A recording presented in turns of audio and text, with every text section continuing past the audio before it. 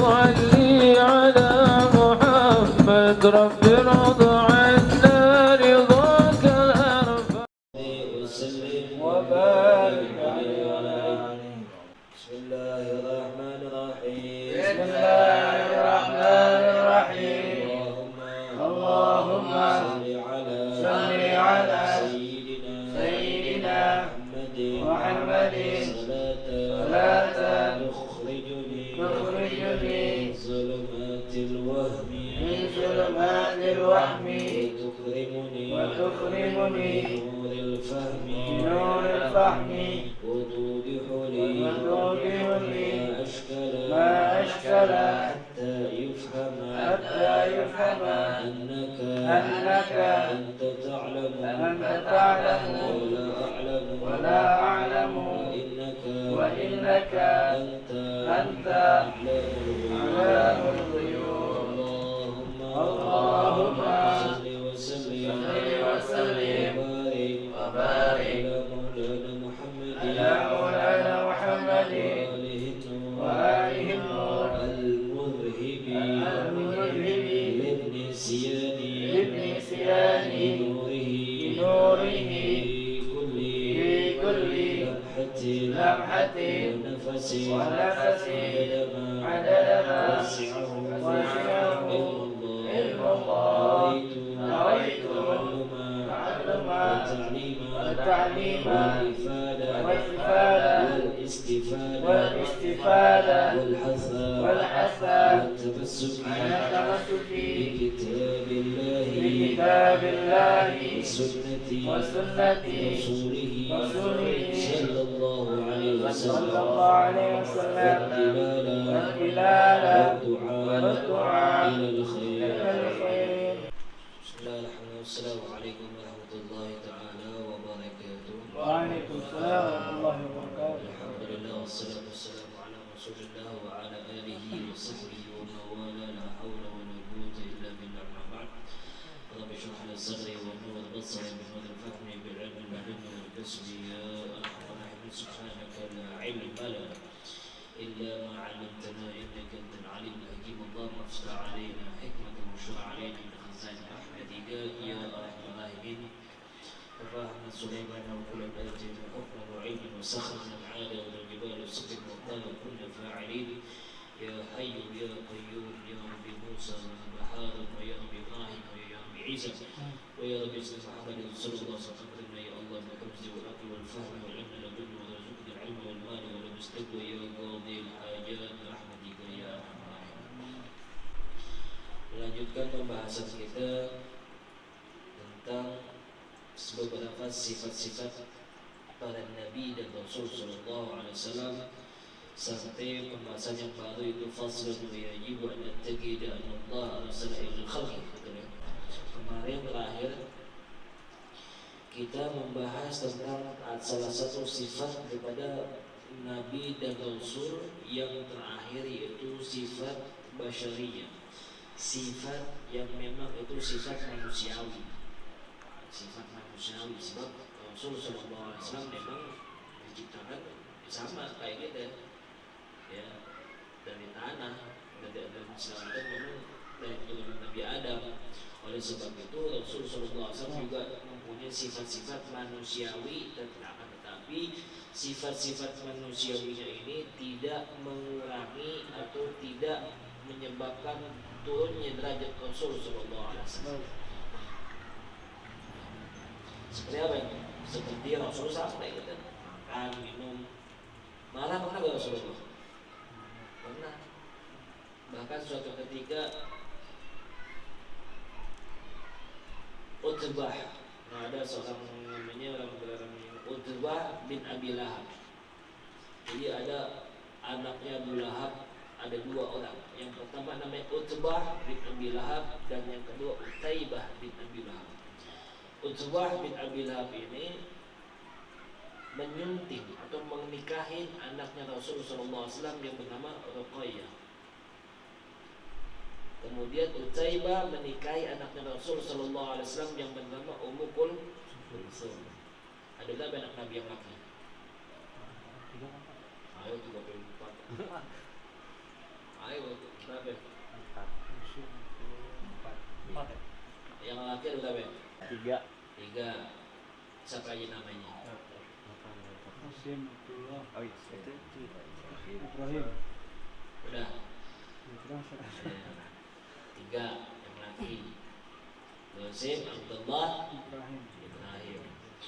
Nah kemudian perempuan ada berapa? Hah? Fatimah, Ruqayyah, Zainab dan Empat.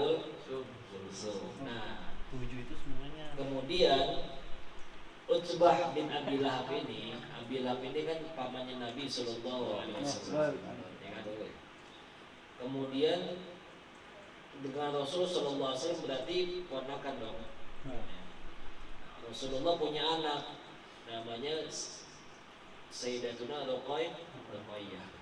Ketemu dengan anaknya Abu Lahab, pamannya Nabi, berarti misanan berarti kan, sepupu kan, sama Utbah bin Abi Lahab. Cuma setelah baginda Rasul Sallallahu Alaihi Wasallam menyiarkan agama Islam dengan terang-terangan, ini Utbah ini suatu ketika sebelum dia berjalan pergi untuk berdagang, tapi orang Quraisy itu berdagang. Kan ada di sini dengan Al-Quraisy. Nanti kita penjelasan Al-Quraisy ini siapanya. Sebelum dia pergi berdagang, dia ketemu Nabi dulu. Dia pengen mengatakan bahwasanya aku akan mengatakan sesuatu yang mana hal ini tidak pernah dikatakan oleh orang sebelum aku. Mau ngomong apa nanti? Udah terlihat aja kan kata si Utbah ini.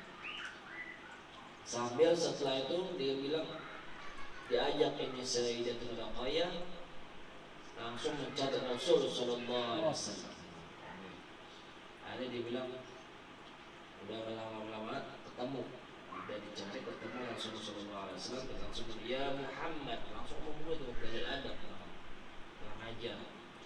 Sebenarnya udah ame mertuanya, kemudian dia Rasulullah nggak sopan, bilang ya Muhammad, ya wahai Muhammad, sungguh bukan demi Allah. Dia bilang, aku akan menceraikan anakmu dan aku sudah tidak mempercayai dengan utusan, dengan kerasulan, sampai Rasulullah Sallallahu Alaihi Wasallam anaknya diceraiin sampai dia meludahin di muka Rasul Sallallahu Alaihi Wasallam. Nah, itu gimana perasaan itu? Ente punya anak perempuan, tiba-tiba datang ngomongnya bukan bapak lagi, Jack. Gue balikin anak lo nih, Jack. Enggak kebayang. Udah gue apa? Wah, dicela, dicaci maki, diludahin lagi dapat ente depan ente. Cuy. Ketak ini seret yang otot.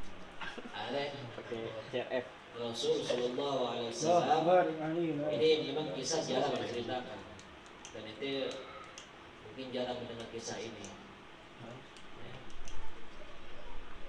Ketika Rasul Sallallahu diperlakukan seperti itu, apa kata Rasul Sallallahu? Rasul diam, akan tapi langsung mengatakan Allahumma sallithu kilaban min kilabik. Ya Allah, utuslah kepada orang ini anjing daripada anjing-anjingmu yang paling buas. Anjing yang paling Kan anjing. dengar. Ini cerita yang memang luar biasa. Tapi ini suatu hal yang lumrah, suatu hal basyariyah, suatu hal yang memang ini konteksnya Rasul Sallallahu Alaihi Wasallam sebagai manusia juga, seperti halnya kita mempunyai perasaan, mempunyai marah, apalagi anaknya digituin. Nah ini berkaitan dengan sifat basyariah Rasul Sallallahu Alaihi Wasallam. Singkat cerita, ini si Utbah ini setelah menghina Nabi, menceraikan anaknya Nabi, ngeludah depan Nabi, dia pulang. Langsung ketemu sama bapaknya Abu Lahab. Ya Abi, wahai ayahku, sesungguhnya kamu ngomong begini Muhammad. kemudian dia ngedoain aku. Akhirnya ya udah deh. Padahal ini Abu Lahab percaya banget dengan doanya Rasul Sallallahu Alaihi Wasallam. Bahkan sampai ketika pada saat ngomong kayak begitu tuh, ada pamannya Abu Thalib sampai berdiri tercengang. Istilahnya kaget tuh, orang gila berani banget. Udah depan tuanya menceraiin anaknya begitu aja, udah depan mukanya. La ilaha illallah, demi Allah ente gak bakal selamat dengan doanya Muhammad sallallahu alaihi wasallam. Begitu. Pamannya Nabi sallallahu alaihi wasallam nama Ali bin Abi Abu Thalib ya. Kemudian gak lama setelah itu ketemu dengan bapaknya, yaudah kita jalan berdagang. Ketika dari Mekah itu Nabi orang Quraisy supaya berdagang, pergilah Gobilah itu menuju negeri Syam. Syam itu kalau sekarang ini udah terbangun pecah. Salah satunya di Syria, Yordan, kemudian Palestina, itu semua termasuk dari negeri Syam. Nah kemudian setelah mendengar daripada itu bapaknya nih Abu Lahab nih, singgahlah mereka ke suatu tempat yang mana tempat itu kalau dibilang tempat rahib pendeta. Lama di situ, izinkan kami buat bermalam di sini. Berfoto silakan. Cuma saya wanti-wanti pendeta ini, tolong jaga-jaga, hati-hati sebab di sini tempat ini binatang buas. Oh begitu, iya siap ya kalau begitu ya. Ini bapaknya udah wanti-wanti, udah ketakutan yang Abu Lahab. Akhirnya dia bilang, ya ma'asyadal Quraisy, wahai orang-orang Quraisy. Dia bilang, aghithni, tolongin kita deh. Jagain anak saya biar jangan sampai diterkam binatang buas. Oh udah, akhirnya kata Abu Lahab masuk pembesar Quraisy juga. Akhirnya itu satu rumah itu dikelilingin dengan orang-orang Quraisy. Kelilingin Gobilah. Dan bukan cuma orang doang dikelilingin, bukan dengan orang doang, tapi sama onta-ontanya. Jadi yang ngelilingin itu bukan cuma orang, tapi ontaknya juga ditaruh disuruh dikelilingin. Di tengah-tengahnya siapa? Utbah bin Abu Lahab dan bapaknya. Nggak lama, beberapa kemudian tidur semuanya. Pas tidur, nggak lama diceritakan datang namanya apa? Bukan macan lagi, bukan ini. Harimau datang. Yang waktu itu harimau apa singa sih itu yang begitu yang singa langsung datang.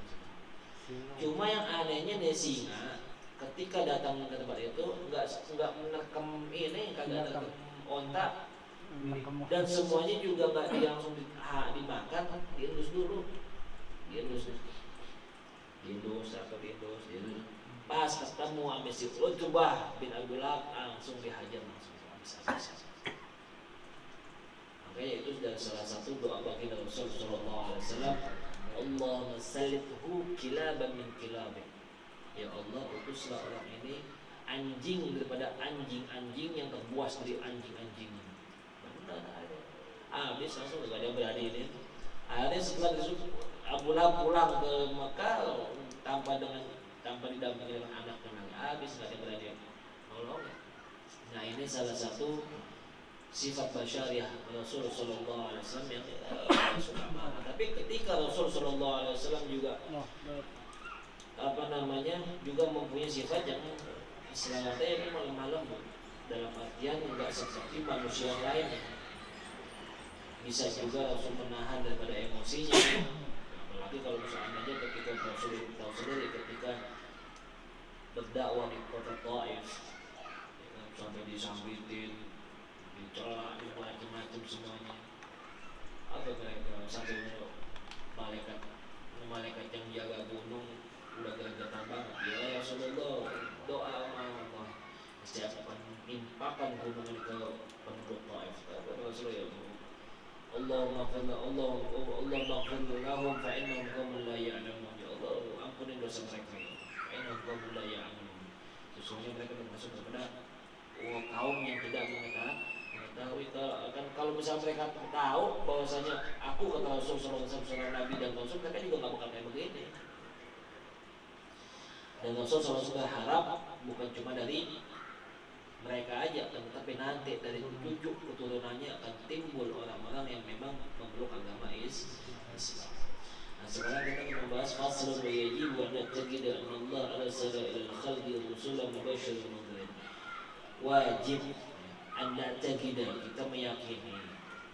Jadi terus muslim ini meyakini, mengimani anna Allah arsala ila al-khalqi, sesungguhnya Allah Subhanahu wa taala mengutus ke makhluk manusia yaitu rasulan, yaitu seorang rasul. Tujuannya apa? Mubasyirin wa mundhirin. Yang mana mubasyir ini selalu senantiasa memberi kabar gembira. Maksudnya memberi kabar gembira apa? Bahwasanya innal ladzina ya'maluna as-salihati ulaika lahum jannatun tajri min tahtiha al-anhar. Salah satunya orang-orang yang beriman dan beramal saleh, mereka akan mendapat balasan dari Allah Subhanahu wa taala, yaitu surga. Innal ladzina qalu rabbuna Allah tsumma istaqamu, sesungguhnya orang-orang yang mengatakan Allah Tuhanku, Allah Tuhan kami. Innal ladzina qalu rabbuna Allah, sesungguhnya Allah adalah Tuhanku. Tsumma istaqamu tatanazzalu 'alaihimul malaikah, kemudian setelah mereka mengatakan Allah Tuhanku, mereka istiqamah menjalankan segala perintah Allah dan selalu tetap dengan istiqamahnya itu dalam hal kebaikan. Tatanazzalu 'alaihimul malaikatu alla takhafu wa la tahzanu, datang ke malaikat mengatakan alla takhafu wa la tahzanu, jangan kalian takut, jangan kalian sedih. Kemudian ayat wasari'u ila maghfiratin min rabbikum, Allah mengatakan wasari'u ila maghfiratin min rabbikum, bersegeralah kalian menuju ampunan Allah Subhanahu wa taala. Wa jannatin 'arduha as-samawati wal 'ard, dan surga yang Allah telah siapkan, yang mana 'arduha as-samawati wal 'ard, luas daripada surganya itu luasnya seluas langit dan bumi. Satu orang. Jadi surganya dia ini satu seluas langit dan bumi. Kita mau kemana deh? Nah, ini semuanya telah dikabarkan oleh baginda Rasul sallallahu alaihi wasallam bahwasanya bukan PHP, bukan pemberi harapan palsu, tidak, tetapi janjinya bahwasanya orang-orang yang memang mentaati Allah Subhanahu wa taala dengan menjalankan segala perintah-perintahnya, sudah pasti janji Allah Subhanahu wa taala akan memberikan, yaitu janjinya Allah Subhanahu wa taala yaitu tempatnya di surga, udah pasti. Sekarang pilihannya ada di tangan ente mau pilih mana, mau jalan ke surga atau ke neraka. Kalau seandainya ente pilih jalan ke surga, ya begini, kadang segan, kadang malas, kadang ada yang cobaan, tetapi memang begitu. Setiap apa yang kita kerjakan terkadang ada yang cobaannya berat, ya. Sebab balasnya surga. Coba kalau ringan, bukan balasan surga, balas angin, piring. Apalagi kalau misalkan apa namanya,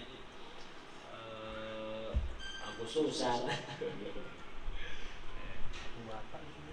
Jadi baginda Rasul sallallahu alaihi wasallam ini bukan hanya pemberi harapan palsu, tapi memang benar. Innallaha la yudhi'u ajra man 'amila 'amalan shalihan, sesungguhnya Allah Subhanahu wa taala tidak akan pernah menyia-nyiakan seseorang yang berbuat amal saleh. Banyak janji-janji Allah Subhanahu wa taala. Innallaha la yukhliful mi'ad, sesungguhnya Allah Subhanahu wa taala tidak akan pernah mengingkari janji. Barang siapa yang sholat tahajud pahalanya sekian, barang siapa yang duduk di majelis ilmu pahalanya sekian, barang siapa yang bersedekah pahalanya sekian, barang siapa yang bersalat pahalanya sekian. Semuanya itu akan diberikan nanti ketika kita sudah mengakhiri hidup kita di sini, yaitu di dunia. Kapan itu? Udah pas ketika kita mati, ya baru akan dilihatkan nih pahala ente nih, ya ketika itu bersedekah, Ini pahala ente ya ketika ente duduk di majelis ilmu. Ini pahala ente ya ketika ente tahajud di malam hari berzikir menyebut nama Allah. Ini pahala ente ya, ini pahala ente ya Allah. Semuanya itu kan ditunjukkan pada kita kalau misalkan kita sudah oleh sebab itu Rasul Shallallahu Alaihi Wasallam ini menjelaskan detail dengan ayat-ayat Allah Subhanahu Wa Taala, firman-firman Allah sebagai mubasyirin, sebagai pemberi kabar gembira, wa mundhirin, dan memberi kabar ancaman. Dalam memberikan ancaman itu begitu, peringatan dalam arti kata apa? Kalau misalkan orang-orang yang keluar dari jalan yang telah Allah tetapkan, ya udah balasannya apa? Sudah pasti, dan sebab apa? Dia sudah menyalahi aturan yang telah dibuat oleh Allah Subhanahu. Bukannya Allah kejam, bukannya Allah jahat, kagak. Justru orang yang dimasukkan ke neraka itu bukan karena Allah kejam, bukan Allah kejam. Allah Maha Adil, Allah sayang. Sebab apa? Ini surga tempatnya bersih, suci. Ente mau dimasukin dalam surga, cuma karena ente ada kotor aja, cuci dulu. Tujuannya apa? Biar ente bisa dimasukin. Surga ini tempatnya bersih. Kecuali orang-orang yang memang hatinya kafir. Makanya selalu minta Allah Subhanahu Wa Taala setiap dalam salat, ya muqallibal qulub wal tsabbit qulubana ala dinikal Islam. Wahai yang membolak-balikan hati manusia, tsabbit qalbi ala dinik, tetapkan hatiku dalam memeluk agama Islam. Ya Allah, hati-hati banget. Ya Allah biha, ya Allah biha, ya Allah bihusnil. Selalu minta Allah sebab banyak orang yang masih muda sampai tua, masya Allah luar biasa amalannya, ibadahnya luar biasa, tapi akhirnya mati dalam soal khatimah. Na'udzubillah min, seperti ceritanya bangsa Yesus. Udah kita tahu kan? Muridnya aja wali semuanya, tapi ketika meninggal dunianya, na'udzubillah min dzalik.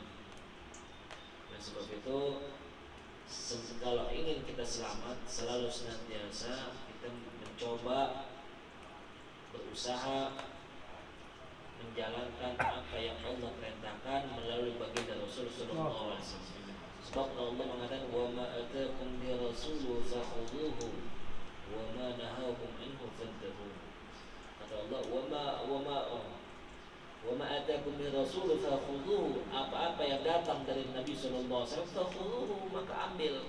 Dalam artian amalin, kerjain. Wa ma nahakum anhu fantahu, dan apa-apa yang dilarang oleh baginda Rasul Sallallahu Alaihi Wasallam fantahu, maka hendaknya kita tinggal jauh.